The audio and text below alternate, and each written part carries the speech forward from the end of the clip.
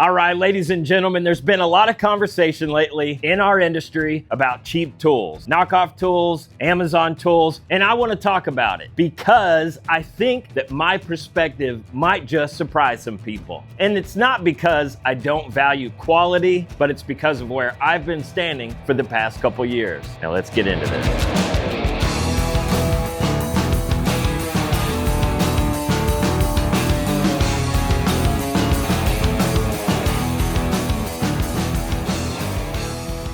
First of all, I've been in the industry for 15 years, and for the first 13 years of that career, I never bought one cheap or off-name brand tool. Every tool that I bought came from the big name brands. I believed, and still believe, that good tools go to work for you. They make life easier, and they make you more efficient. Every expensive tool that I've ever bought has made me more money. But things changed when I started training. I was 3 students into the mission when I realized a common question kept coming up. What tools do I buy? And honestly, I gave the only answer that I knew, and that was to buy good tools. I was so deep into my own career, running a shop, producing work, that I forgot what starting out felt like. And training pulled me back into those trenches. I started hearing real stories, I started seeing real limitations, and I started to remember my own early grind. Forcing tools to work, buying one piece at a time, and reinvesting every dollar that I made.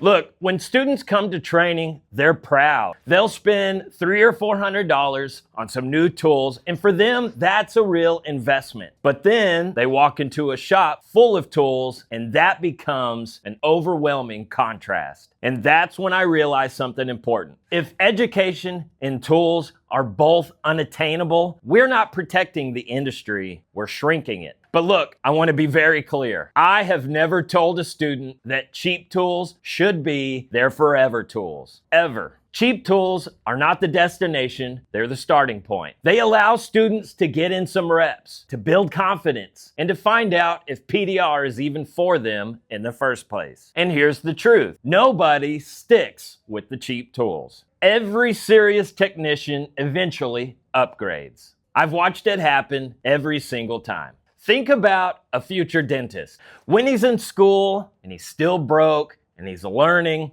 he usually drives something that's very affordable. It gets him from point A to point B, and it's not flashy. But then he gets the education, he puts in the work, applies the skill, builds a practice, and sees success. And then, naturally, he buys something better, like a Mercedes. And not because he was shamed into it, but because he earned it. Now, think about a mechanic. A new mechanic doesn't walk onto the shop floor and buy the entire Snap-on truck. They buy an entry-level set. They learn, they work, they make some money, and then, over time, they upgrade. Better tools, better equipment, better efficiency. That's normal. That's every trade. So, the real question is, why do we expect PDR to be any different? But can't tell you how many students have told me that if it wasn't for affordable education and guidance and tools, that they may have never started in the first place. Over the past 2 years, I'm confident that I have opened the door for many new technicians.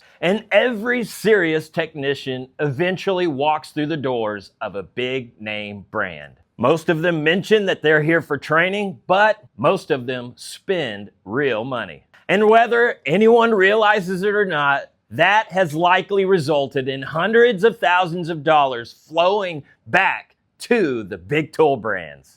Cheap tools didn't take any money. They led to those quality tool purchases. Now, maybe there's an opportunity here. Maybe instead of fighting those entry-level tools, we create a better on-ramp. Entry-level options, student discounts, a bridge, not a wall. Because when someone has momentum, they eventually find the time and the money to reinvest naturally. Cheap tools don't create bad technicians. The lack of guidance does. We've complained for years about bad techs in the industry, and all that I'm doing is just opening the door for better ones. Now, I'm gonna be honest, I'm gonna be making another Amazon tools video, and not because they're the answer, but oftentimes they're the first step. And the goal isn't cheap tools, it's better technicians.